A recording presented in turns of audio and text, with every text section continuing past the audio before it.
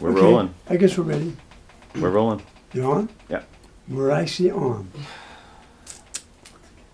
Well, we've done a lot of videos in this shop over the years about fretwork, about shaping necks, stories about my life in the world of bass players and Stanley Clarke and Les Claypool and what have you. Today's video is a little different. Mr. Pete Hilton, who came to me, 9 years ago? 9, 10 years ago. He called me one day from Michigan. He wanted to get a bass. I said, why? And he came down with some friends to just meet me, and he thought I was somebody. Like a lot of you people think I'm somebody. Yeah. I got news for you. I'm not somebody. Anyway, Pete came down and said his dad built canoes or something, and he was a woodworker, and we talked a little bit. And then he just was visiting, and he went back, and then we kept in touch. And he came down and said he wanted to just help out. I think at that time, every once in a while, I gave him $50 or $25 or whatever I had in my pocket at the time, just because he wasn't like a regular at that time. No. But then, after a few months of that, we just started to be here, and he's been here ever since.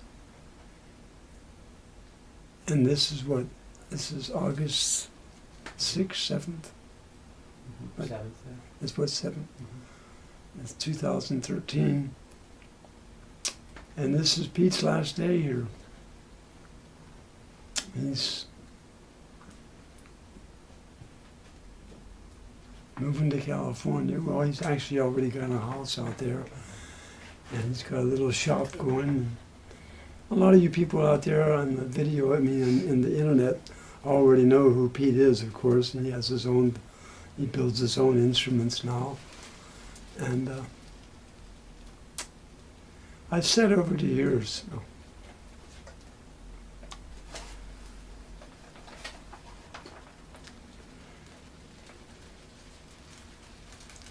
I've done a lot of things with my life. I've been a musician. I played with a lot of good musicians. I work with a lot of good people in the shop. And it goes back, and I know I've said this 1,000 times, I'm going to say it again. For all you people out there, try to learn something from this, like I did from my mother. She said, Carl, you seem to have some gifts. The most important gift anybody can have is to share their gift. And I tried to share that with Pete. And believe me, I also got Pete shared with me, because he's a great woodworker. He's a far better woodworker. I told you people 1,000 times, I was never a woodworker. I was a musician who thought there was something wrong with the electric bass, and somehow I had enough mechanical ability somehow to be able to actually make a bass, and I had a lot of friends who were great musicians, and the next thing you know, I was doing it, And through the years, I've had different people come and help. And when Pete came in, that was a big plus, that's for sure. And the man holding the camera right now is Kelvin Daly. And Kelvin's been here maybe 15, 16 years, long time. There he is.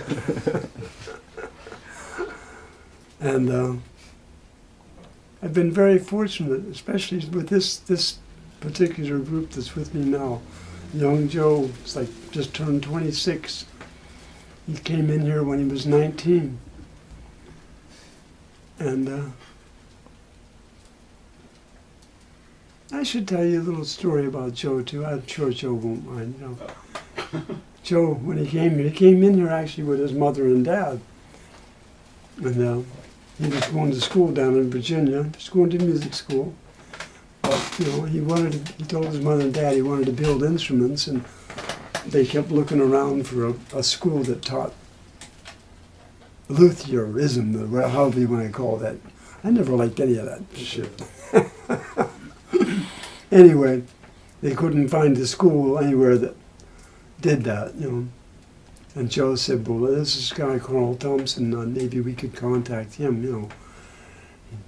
He's supposed to be some kind of a famous person that makes instruments, you know. And they all came down to meet me. And they told Joe they would take the money they were going to put into, they were going to give him for his education. They would support him for a year, and I wouldn't have to pay him if I could just take Joe in and, you know, share with him whatever I knew. And by that time, Pete was already here, and Pete had a lot to do. Kelvin was here, so he had 3 people who were already doing it, you know. Help him. So he was like going to the school here, and his mother and dad took care of that for a year. And then after a year, Joe just got to be such an important part of my life and all of our lives that he's still here. And I still don't pay him. Yeah, I pay him, but again, there's no way I can pay these guys what they're worth. There's no way I can get what I think I'm worth. But that's not the issue here. The issue here is to make good instruments. You know, it's like I could tell everybody, the most important thing in this place is everything. You build the instrument, you know. And please, no egos, no bullshit, none of that stuff that goes on. I've had enough of that with some people. I'm not going to mention any names because that list would be, I just wouldn't want to do that right now. This is about this group. And we all wanted to say goodbye to Pete. And Pete,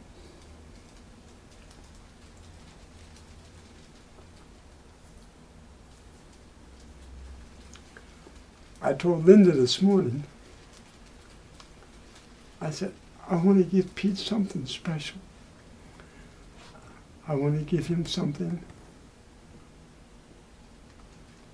that nobody else could ever give him.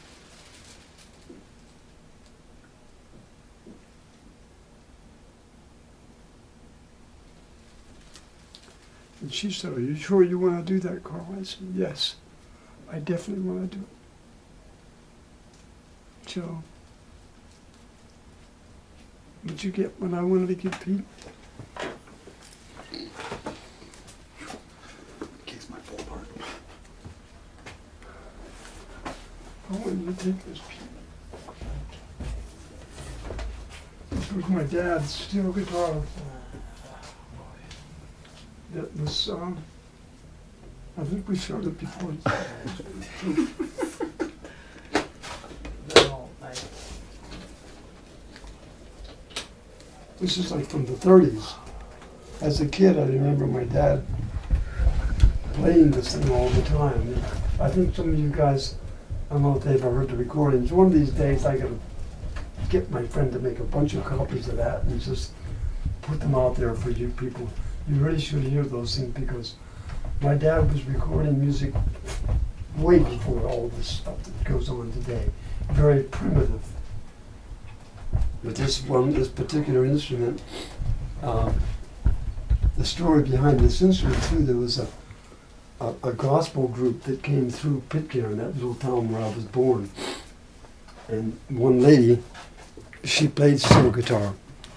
And at that time, my dad actually made a 3-neck, all mahogany steel guitar with 3 different tunings, like, you know, no pedals, none of that stuff. 3 actual necks. And I was just a little boy. I mean, I have a vision of seeing that thing. He made it before I was born. I just remember seeing it, you know, and I can't, now I remember it was mahogany. And she had this guitar, And I think she gave him, I don't know, a couple $100 or something, and this in trade for that. So that instrument went to her, and my dad took this, and all those recordings that I have, pretty much, he played this and all that. And I told Linda this morning, I said,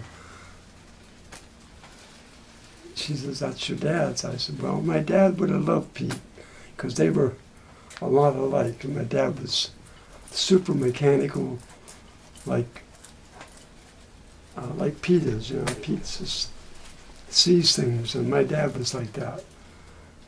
My brothers were all like that. I never thought I was like that. People said, well, you do all this to build LSS. I kind of did that by trial and error. There was never any real skills behind it. I just kind of did it, you know. My whole life as a kid was practicing the guitar. I wanted to be a musician. And my brothers were all machinists and mechanics of all kinds. And my dad was like, he's like, I think Pete is like that.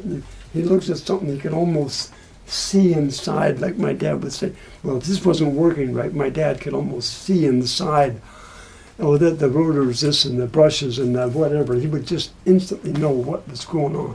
And I think Pete's a lot like that. And all the time we have machines here that need to be set up, and you got to put new blades in, and you got to adjust the bandsaw. Pete, he's the best. And we're going to miss him. But, you know, on the good side of all that, Pete's moving to California. He's going to have a shop, and he has his own thing he's doing.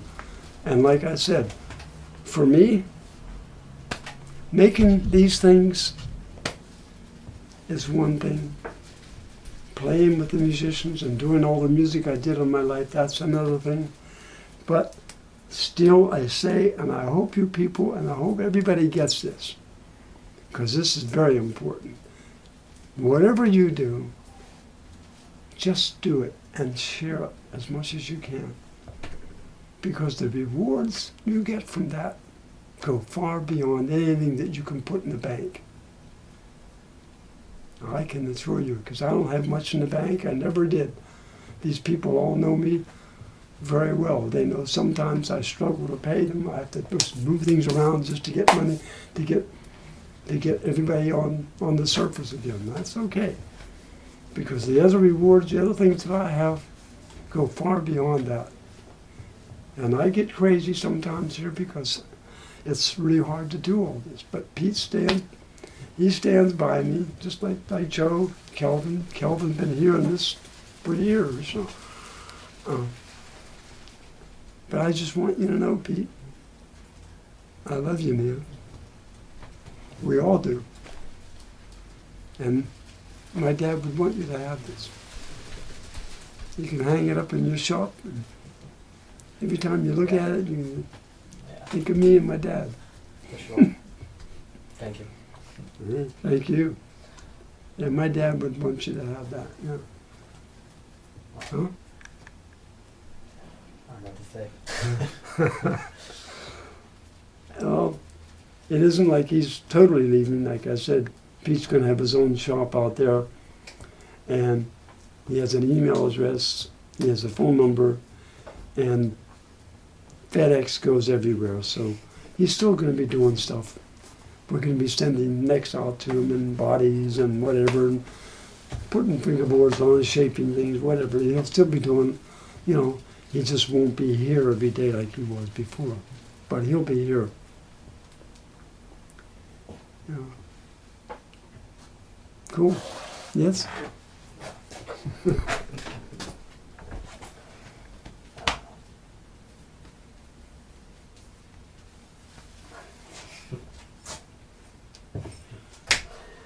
You guys.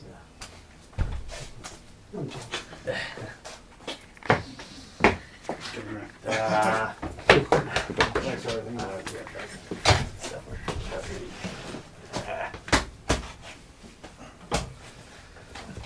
Hey. Are you okay? Yeah, we're good. Did we forget Thanks. something, Carl? Huh? Did we forget to say goodbye to him properly? Oh, we're were going to say goodbye to you.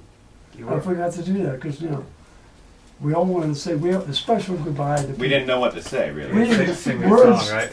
There's No, only one real Wait a way. minute. Are you ready to say goodbye? I accept it. I accept it.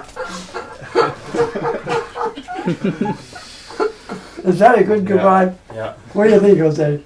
Hey, get the camera. Let's I do think a it's little bit of great. Jose. All right. This young man over here, right here, Jose and his crew, we had some problems here. I won't even discuss what the problems are because you'll all go crazy if you hear that. But these guys have been working on the shop. The landlady had some problems with the building and they're putting new beams in here. You can see we got screens on the junk all over. We've been having trouble just doing things, but these guys are working down there every day and they got to know Pete a little bit. Yeah, get to know Pete a little bit, and he's a great guy. Nice Really, we got close to him, but now we lost him. So Anyway, if you got a little work, just call and then go over there. we go to California now. These guys work hard, But man. good luck, Pete. Yeah, thank you. Really Thank you. appreciate your Thank you. friendship. Thank you. You okay? Yeah. Thank you. Okay, Yeah. we can shut it off. Alright. We can shut this thing off. Alright. Shut it Okay. off. I can't. I don't. Do you know how to shut it? Wait, shut it off. We're done. We said goodbye. That's Wait, all. you turned it on though, right? What the hell? Hit the button. Come on, get this over with. Get the hell out of here. You didn't say goodbye, you didn't say goodbye to us. Oh. He's gonna say something.